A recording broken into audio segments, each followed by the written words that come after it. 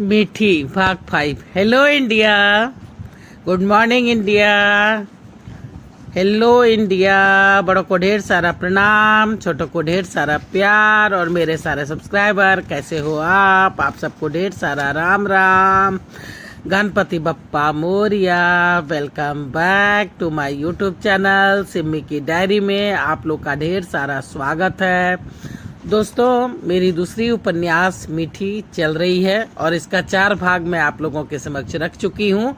अब मैं 5वां भाग आप लोगों के समक्ष रखने जा रही हूँ। अब तक आप लोगों ने देखा कि मीठी लंदन आ गई है और यहाँ अपने पति और सास की खोज उसकी बरकरार है और वो खोज ही रही है। एक दिन उसकी मुलाकात उसकी सास से होती है एक मॉल में। वो उसका पीछा भी करती है लेकिन तब तक वो गुम हो जाती है, नहीं मिलती है। अब जब भी मीठी को फुर्सत मिलता था तो अपनी सास की खोज करती थी और इसी तरह खोज करते करते एक दिन पार्क में उसकी मुलाकात हो जाती है, जहां उसे पता चलता है कि उसकी सास गीता देवी की याददाश्त खत्म हो चुकी है, वो उसे नहीं पहचानती है। और उन लोग औरतों से ही पता चलता है कि प्रभात की मृत्यु हो चुकी है और शायद उसकी मृत्यु के कारण ही गीता देवी इस तरह से हो गई है और उसकी याददाश्त खत्म हो गई है। तो अब चलिए मैं आगे रखती हूँ। जी ठीक है, चलिए मैं भी आपके साथ चलती हूँ। मीठी बोल रही है कि चलिए मैं भी आप लोगों के साथ चलती हूँ। मीठी गीता देवी को साथ लेकर के उन सभी लेडीज के साथ ओल्ड होम आ गई थी। ओल्ड होम में पूरे 35-40 लेडीज थी, जिसमें मोस्टली इंडियन वुमेन ही थी। ये ओल्ड होम सरकारी था, जिसमें मोस्टली वही लेडीज रहती थी जो दुर्घटना की शिकार हुई थी, जिसके परिवार वालों ने उसे अपने देश से बुलाकर अपने पास तो रखा था, पर तब तक जब तक वो शरीर से स्वस्थ रही थी और अपने बहू बेटे और पोतों की देखरेख करने लायक रही थी। फिर उन्हें रोड पर निकाल फेंका था। कितनों को तो सरकार ने पासपोर्ट वीज़ा नया से फिर से दिलवा कर उसे वापस इंडिया भेज दिया था, पर कुछ अभागिन माँ ऐसी भी थी जिसका देश में ना ही कुछ बचा था और जो कुछ थोड़ा बहुत था तो वो परदेश में ही था और वो अपना भी परदेश में ही आकर अपना परदेसी बन गया था और उसे भूल चुका था।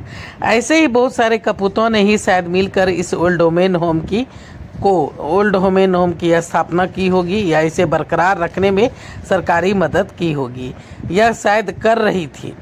कभी कदार आकर के मोटी रकम डोनेशन के रूप में वो दे जाते थे, जिसके कारण ये ओल्ड वुमेन होम चल रहा था।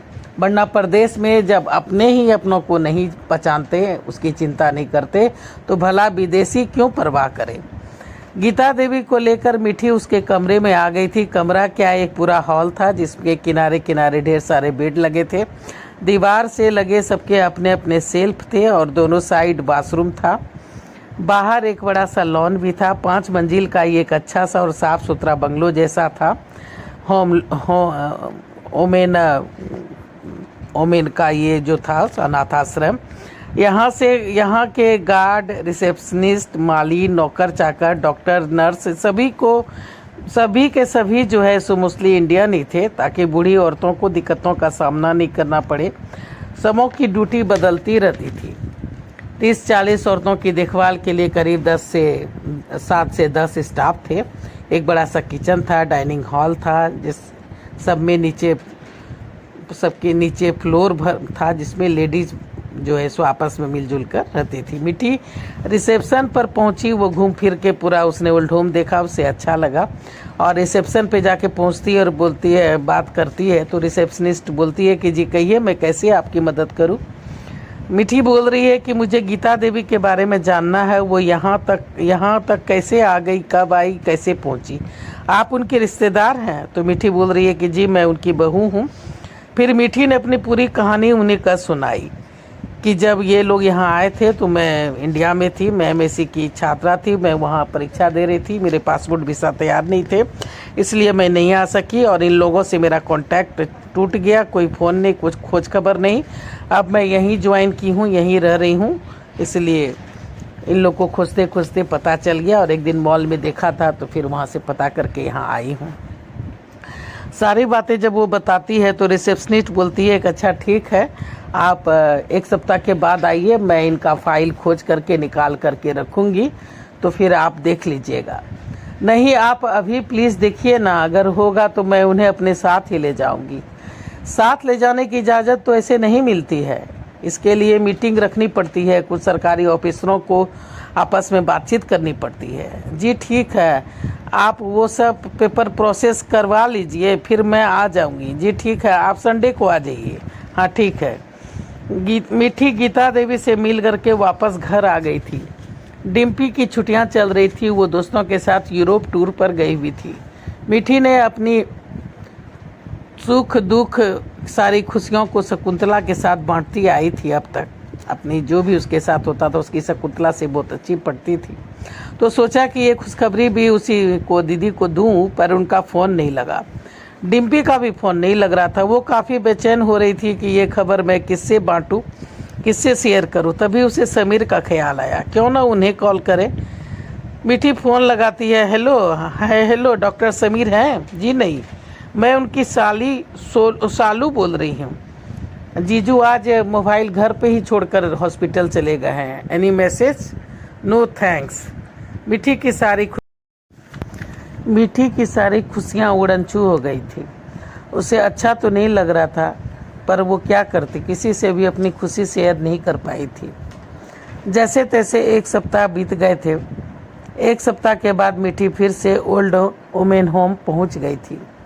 रिसेप्शन पर हेलो, यस हेलो, मैं मीठी, आप इंडियन हैं, हिंदी समझते हैं ना?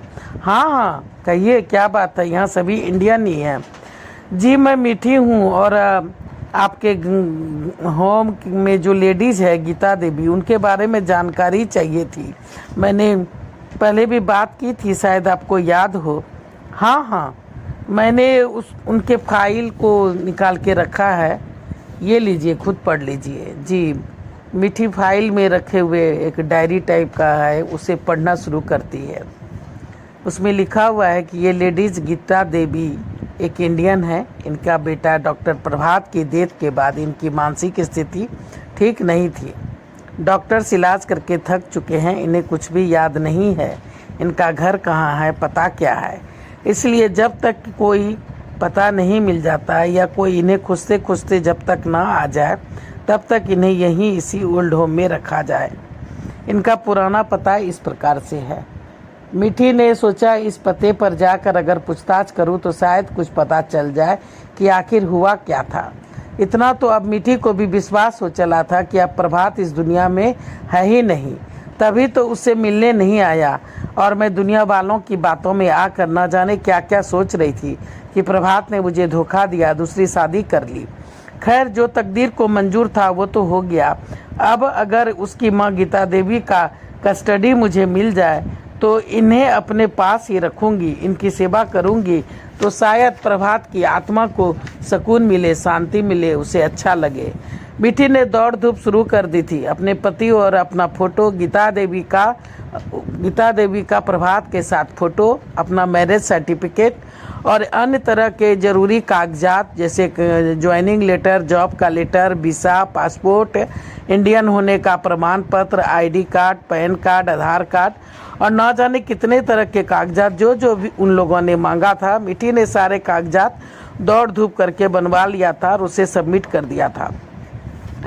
तब कहीं 15 दिन के बाद मीठी की मेहनत रंग लाई थी। काफ़ी खोजबीन के बाद जब होम मैनेजमेंट को ये विश्वास हो गया था कि मीठी सचमुच में उसकी बहू है, तब कहीं जाकर उन्होंने गीता देवी को मीठी को सौंप दिया था। मीठी ने अपने ही कमरे में गीता देवी के लिए जगह बना ली थी। उनके लिए एक सुंदर सा बेड और अलमारी भी ली थी। कुछ सामान को बाहर बरामदे और हॉल में शिफ्ट कर दिया गया था। डिम्पी भी यूरोप टूर से वापस आ गई थी। मीठी गीता देवी को लेकर घर आ गई थी। उनकी आरती उतारी, उनके पैर छुए, फिर उन्हें घर के अंदर ले गई। गीता देवी को कुछ भी याद तो नहीं था, पर उसे ये सब अच्छा लग रहा था। उसे लग रहा था कि मीठी सचमुच में उसकी कोई अपनी है। मीठी पर उसे पूरा विश्वास सा हो गया था। तो चलिए दोस्तों, मीठी का 5वां भाग मैं यहीं पे समाप्त कर रही हूँ। मीठी को गीता देवी का कस्टडी मिल जाता है और वो गीता देवी को अपने घर ले आती है और मीठी को पूरा विश्वास हो गया है कि प्रभात की मृत्यु हो चुकी है, लेकिन उसे अच्छा लग रहा है कि कम से कम गीता देवी मेरे साथ रहेगी, इसकी सेवा करूंगी तो शायद प्रभात की आत्मा को शांति मिले, उसे अच्छा लगे और एक नई शुरुआत मीठी की होती है। तो अगला भाग लेके फिर मैं आप लोगों के समक्ष आऊँगी। तो चैनल पे पहली बार आए हैं तो सब्सक्राइब कीजिए, लाइक कीजिए, शेयर कीजिए, कमेंट्स कीजिए, बेल का बटन दबाइए ताकि जब जब मैं वीडियो डालूंगी तो आप लोगों को नोटिफिकेशन मिलेंगे। अब मैं अपनी वाणी को यहीं पे विराम देना चाहती हूँ। जय भोलेनाथ, हर हर महादेव और आप लोगों का ढेर सारा थैंक्स मेरा वीडियो को देखने के लिए।